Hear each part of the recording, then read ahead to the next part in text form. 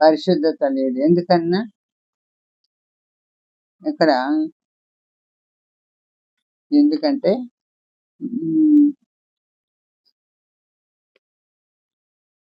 మనిషిని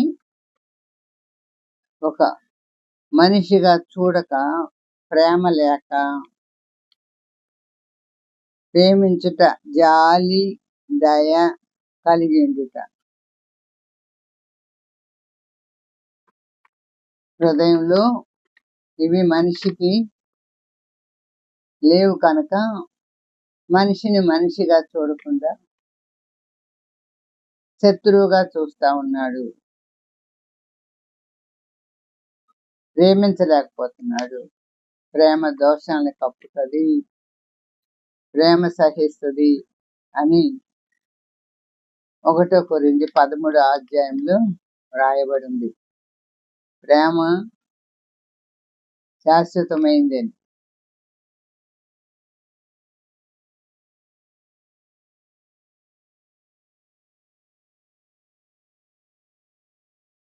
చేసింది కనుక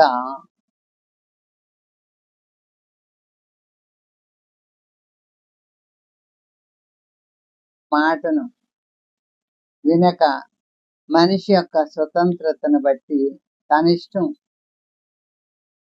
తన మార్గంలో నడుస్తుంటుండగా మరి దేవుడిగా తండ్రి, కుమార, పరిశుద్ధాత్మ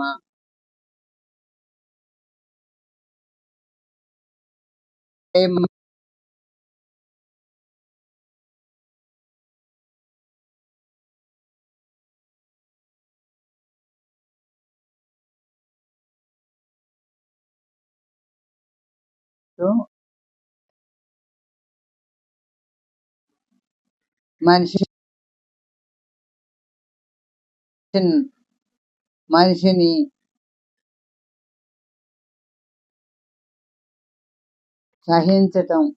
సహించి మరి దీర్ఘశాంతం కలిగి ఉన్నాడు. కానీ మనిషి తెలుసుకోక దేవుణ్ణి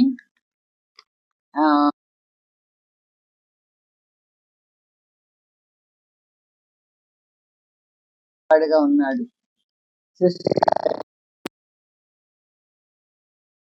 పాపం లేని దేవుడు కనుక పాపాన్ని సహించడు. తన పోలిక చొప్పున మనిషిని చేసుకున్న దేవుడు తన వలే ఉండాలని కోరుకున్నాడు. ఆ రూపం మార్చేసుకున్నాడు మానవుడు. దురాత్మ చేర్చుకున్న మనిషి పతనం అయిపోతూ ఉంటుండగా గొర్రెల రక్తం, మేకల రక్తం వారి కొరకు వధించి పాప పరిహారం చేశారు. పాత నిబంధనలు పాప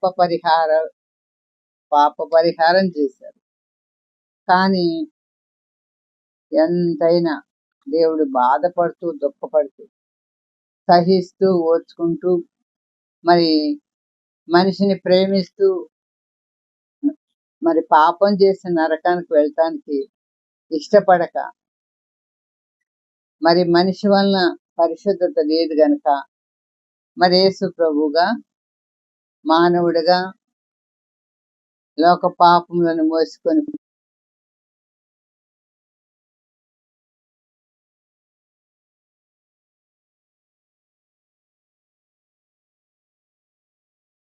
ఇవన్నిటిని ఆయన భరించటానికి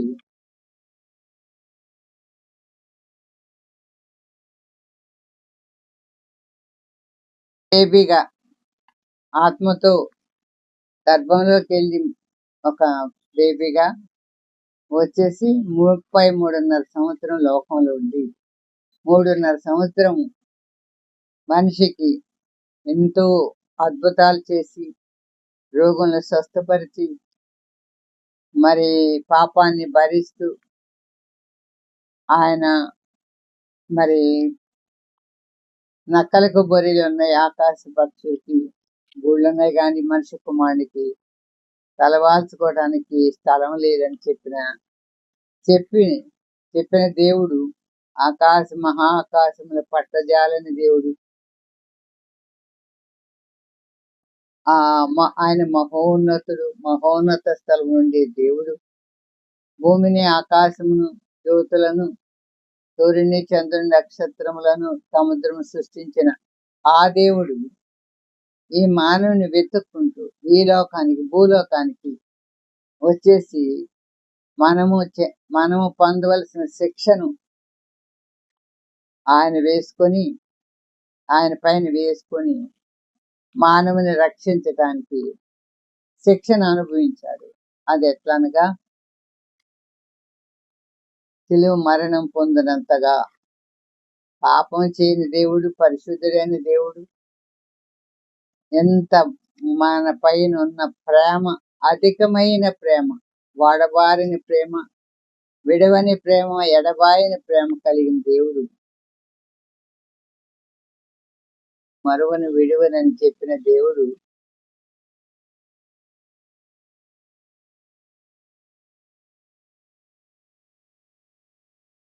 నేను దేవుడిని అన్నప్పుడు నువ్వు మనిషిగా వచ్చి దేవుడు అంటావు. దేవుడు సృష్టికర్త ఉన్నాడు, సృష్టిని సృజించిన సృష్టికర్తను ఉన్నాడు. సృష్టికర్తను నమ్మినప్పుడు నేను కూడా సృష్టికర్తగా, రక్షణకర్తగా వచ్చాను, రక్షించటానికి వచ్చానని ఆయన బోధల వలన మరి చెప్పినా కూడా మనుషులు కొద్దిమంది ఆయన విశ్వసించారు, కొంతమంది అయితేనేమో తోలనాడారు. అయినప్పటికీ అన్నిటికీ ఓర్చుకొని సహించుకొని ఆ ప్రేమని, ఆయనలో ఉన్న ప్రేమని ఇంకా పొంగి పొర్లేటట్టు చేసుకొని దగ్గరకు వచ్చి రోగులను ముట్టుకొని స్వస్థపరిచి పాపుల్ని హక్కుని చేర్చుకొని వారిని మరి అనేకులను రోగుల్ని స్వస్థపరిచిన ఈ గొప్ప దేవుడు, ఆయనలో ఏ తప్పు లేని ఈ దేవుణ్ణి విశ్వసించడానికి కొంతమంది అయితే ఇష్టపడ్డారు, కొంతమంది అయితే వ్యతిరేకంగా ఆయన సిలువేయాలి, ఆయన మనిషిగా వచ్చాడు, దేవుడు కాదని మరి మనుషులు అనేకులు వ్యతిరేకించి ఆయన బోధలు విన్నారు, ఆయన స్వస్థత చూశారు, అద్భుత కార్యాలు చూశారు. కానీ 10 ఆజ్ఞలు పాత నిబంధనలు ఇచ్చినప్పుడు అవేవనగా నిర్గమకాండం 20వ అధ్యాయంలో చూసినట్లయితే ఇక్కడ మనం 10 ఆజ్ఞలు, నిన్ను వలె నీ పొరుగు వాడిని ప్రేమించన్నాడు.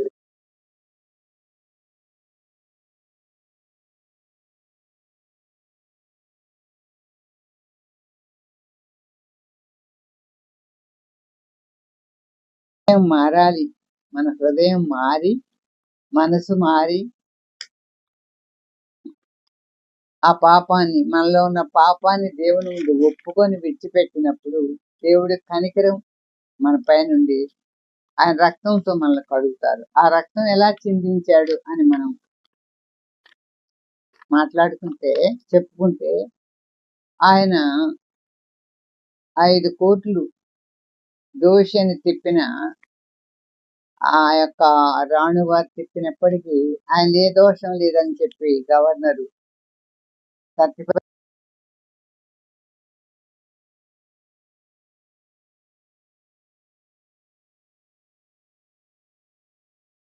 వచ్చింది. ఎలాగంటే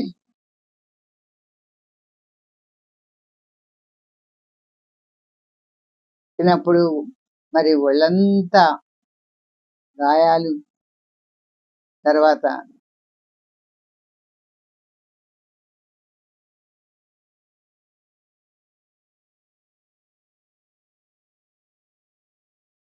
అనే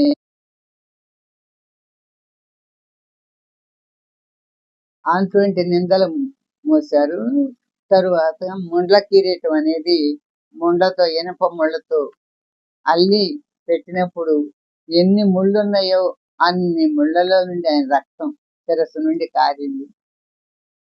మొయ్యరాని సిలువ, ఎంతో భారమైన సిలువని ఆయన పైన పెట్టి మోసుకుంటూ కొట్టుకుంటూ మరి కాళ్ళు రక్తం, మరి కొండ ఎక్కించారు, గొల్కొతా అనే కొండ ఎక్కించి మరి ఆ సిలువని మీద దాని మీద పెట్టి ఆయన చేతుల్లో, 2 చేతుల్లో పెద్ద పెద్ద మేకులు అంటగొట్టారు. ఆ సిలువకు అంటే కట్టెల సిలువ అది.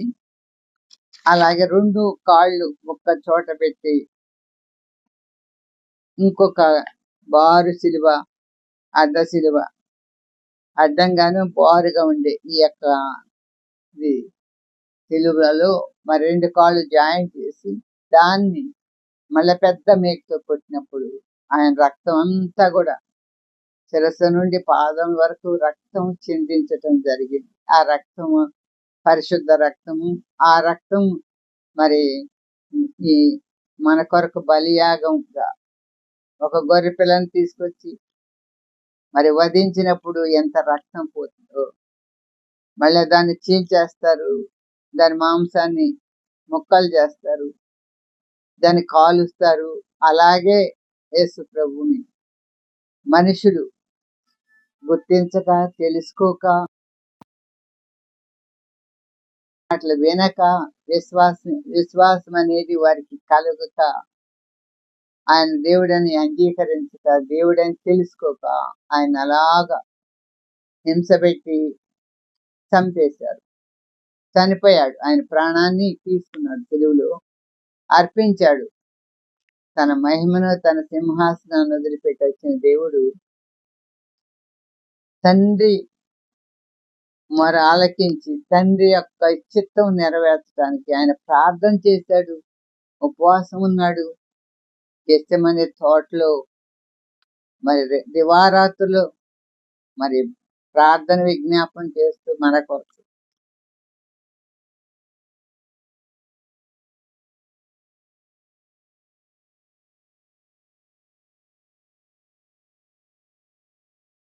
నడిచి ప్రకటించి మరి తన ప్రాణాన్ని మన కొరకు బలియాగంగా, సిలువలోని రక్తంలోని సిలువ బలియాగం అయినప్పుడు సిలువంతా రక్తమే, ఒళ్ళంతా రక్తమే, శిరసంతా రక్తమే.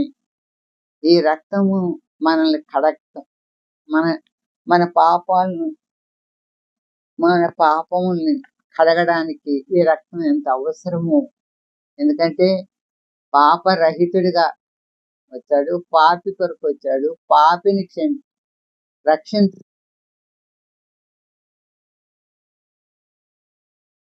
ఊపిరి ఊదాడు గనుక మనిషిలో ఆ మా మరి మాట్లాడినప్పుడు, దేవుడు చెప్పినప్పుడు వినకుండా వ్యతిరేకించాడు గనుక ఆ దురాత్మ మరి మనిషిని పాడు చేసింది గనుక దాన్ని పారదోలి తన పోలిక చొప్పున సృష్టించుకున్న ఆ యొక్క మానవుని తన హక్కును చేర్చుకొని పరలోక రాజ్యానికి తీసుకెళ్లాలని ఆయన కోరికను బట్టి నరకానికి పంపించకుండా పరలోకానికి తీసుకెళ్ళాలి అని ఇంత శ్రమ అనుభవించాడు. మరి ఇటువంటి రూపము ఎక్కడ మనం చూడలేము, ఏ మనిషిలో లేదు. ప్రపంచంలో ఈయన క్రీస్తు శకము, క్రీస్తుకు పూర్వం అని కూడా పుస్తకాలు రాయబడి ఉంది.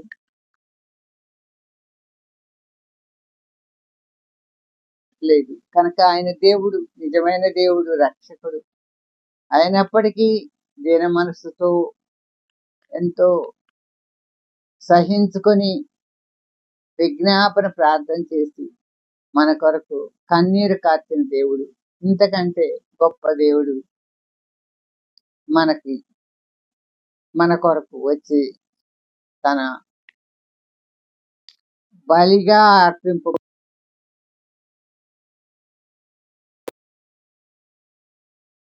ఎందరైతే విశ్వాసం ఉంచుతారో, ఎందరైతే ఒప్పుకుంటారో యేసు ప్రభు దేవుడని, మన కొరకు వచ్చాడని, మన కొరకు సిలువ యాగం చేశాడు, తన రక్తం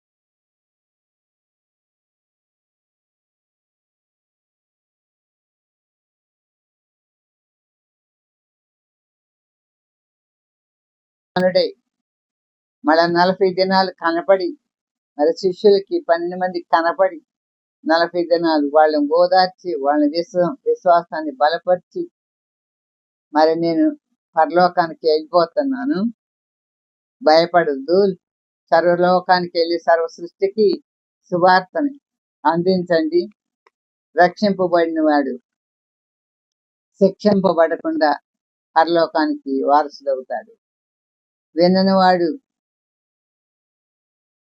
పురుగు చావదు, అగ్ని ఆరదు అని అనేక సార్లుగా చెప్పేశాడు ఆయన. మరి బైబిల్ చదివి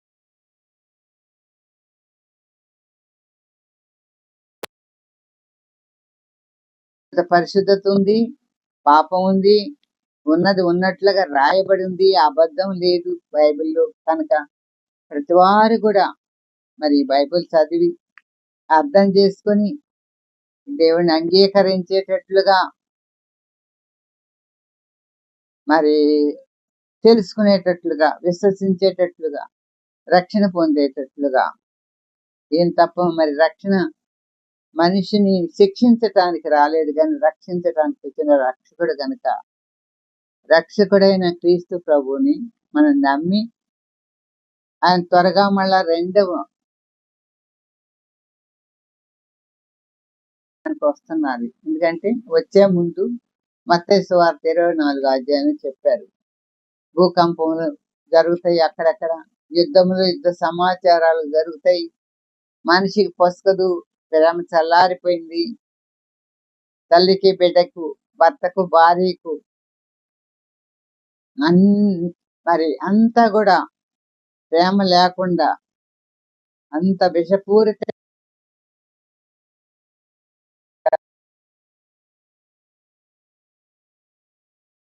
ఏమాత్రం జాలి దయ లేకుండా ఓర్పు లేకుండా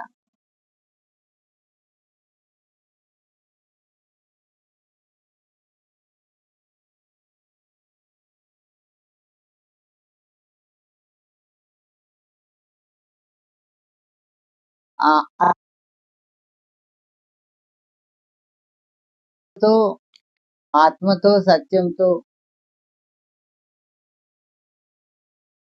ఉన్నప్పుడు మన పాపములు, మన శాపములు, మన యొక్క నరక బాధను కూడా తీసేసి దేవుడు మనల్ని తన హక్కును చేర్చుకొని రెండో రాకడలో ఎందరైతే విశ్వాసంతో ఎదురు చూస్తారో, నిరీక్షిస్తారో ఆయన వైపు ఎప్పుడు వస్తారని, హృదయశుద్ధి గలవారు ధన్యులు, వారి దేవుని చూచెదరు. హృదయంలో ఉన్న కల్మషం విషము లాంటిది. ఎందుకంటే సాతానుడు మరి ఆదామమ్మల్ని సృష్టించినప్పుడు తినొద్దన్న పండు తినిపించింది, సర్పరూపంలోకి వచ్చి దాని విషయం అంతా కూడా మనిషిలోకి ప్రవహింపచేసింది కనుక మనిషి అంతా కూడా పరిశుద్ధతను పోగొట్టుకున్నాడు. ఆ పరిశుద్ధతను మరలా పరిశుద్ధుడైన దేవుడు ఇచ్చి తనతో పాటు యుగ యుగాలు ఆ పరలోకంలో జీవించాలని కోరుకొని ఆయనంత శ్రమ అనుభవించి మహాకాశంలో పట్టజాలని దేవుడు, భూమి నా పాదపీఠం అని చెప్పిన దేవుడు భూలోకానికి దిగొచ్చాడు. ఆయన తృణీకరించారు, బైబిల్లో తృణీకరించిన వారిని క్షమించాడు, రక్షించాడు. ఇప్పుడు కూడా ఇంకా ఆయన ఆలస్యం చేస్తూనే ఉన్నాడు, ఇంకా రక్షింపబడతారు, శిక్షకు పాత్రలు కాకూడదని ప్రేమతో ఇంకా ఆయన ఆలస్యం చేసి ఎదురు చూస్తా ఉన్నాడు, చేతులు చాపుతున్నాడు. దినమంతా నీ కొరకు నేను దినం రక్షింపబడు అని దేవుని యొక్క వాక్యంలో రాయబడి ఉంది కనుక మనమందరం కూడా యేసు ప్రభుని రక్షకుడుగా అంగీకరించి రక్షణ పొంది మరి మనస్సును మార్చుకొని, హృదయాన్ని మార్చుకొని, ప్రవర్తన కూడా ఆయన మార్చేస్తాడు, దయగల మనసు పెడతాడు, మరి విరిగి నలిగిన హృదయం ఇస్తారు. మార్పు చెందాలంటే ప్రభుని నమ్మాలి, ప్రభుని వెంబడించాలి, ప్రభు మాటలు హృదయంలో భద్రపరుచుకొని ధ్యానం చేసుకొని ఆయన యొక్క మాటలను బైబిల్ తెరిచి చదవండి. బైబిల్ని కాల్ చేసి బైబిల్ అంటేనే తొక్కేసిన వాళ్ళు ఉన్నారు, బైబిల్ అంటే కాల్ చేసిన సాధు సుందర్ సింగ్ గారు ఉన్నారు, క్రైస్తవ టీచర్ని కొట్టి రాళ్ళతో కొట్టినట్లుంది. కానీ ఆయనకి మనశ్శాంతి లేదు, తల్లి చనిపోయింది. కానీ ఈరోజు నాకు మనశ్శాంతి కావాలి, దేవుడు ఎవరో నాకు కనపడాలి, నాతో మాట్లాడాలి అని. లేకుంటే నేను పంజాబ్కి వెళ్ళి ఒక ఎక్స్ప్రెస్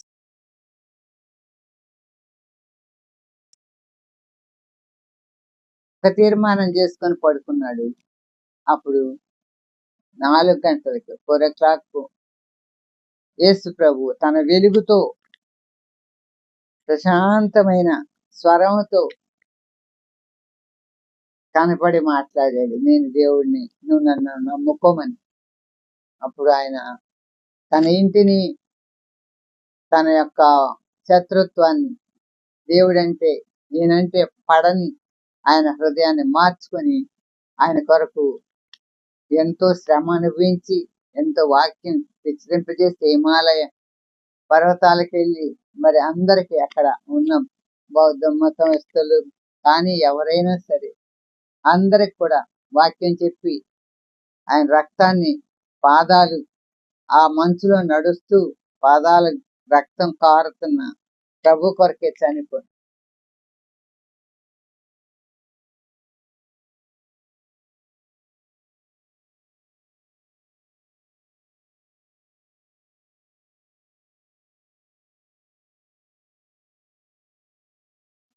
ఆయన వెంబడిద్దాము, మరి ఆయన కన్నీరు తుడుద్దాము, ఆయన ఆశను తీరుద్దాం. మనము లేకుంటే ఎవరి వల్ల రక్షణ లేదు, నేను దేవుడను అని చెప్పే దేవుణ్ణి మనం నమ్ముకుంటే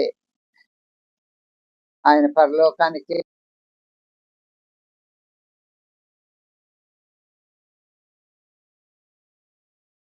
ఆత్మకి మరణం లేదు కనుక ఈ మరణం లేని ఆత్మ అగ్నిగుండంలో పడకుండా పరలోకంలో యుగ యుగాలు జీవించడానికి దేవుడు ఎంత శ్రమను అనుభవించిన దేవునికి మనం ఎంతైనా నమ్మదగిన దేవుడు కనుక మనం ఆయన యొక్క శరణితో ఆయన్ని రక్షించమని వేడుకొని బ్రతిమలాడుకొని మరి ఆయన సంతోషపరిచి ఆయన దుఃఖాన్ని తుడిచి ఆయన కోరికను నెరవేర్చి మన శిక్ష నుండి తప్పించుకొని పరలోక భాగ్యాన్ని అనుభవించే మరి గొప్ప ఉన్నతమైన స్థితిని దేవుడు మనకి దయచేయను గాక. అలాగే దయచేసి మనల్ని తన సొత్తుగా చేసుకొని తన ప్రజలుగా చేసుకొని జ్ఞాపకం చేసి దేవుడు మనకెంతో దగ్గరగా ఉండి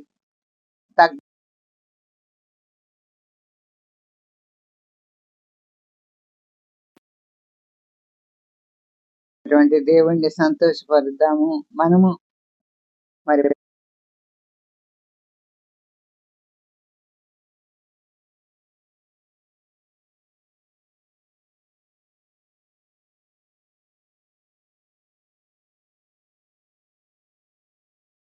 జ్ఞానాన్ని బట్టి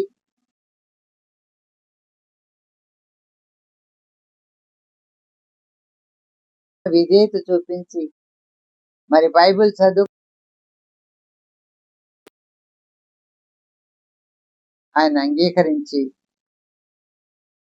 ఆయన సంతోషపరిచి ఆ భాగ్యం మనందరికీ దేవుడు దయచేయను గాక. ఆమేన్, ఆమేన్, ఆమేన్.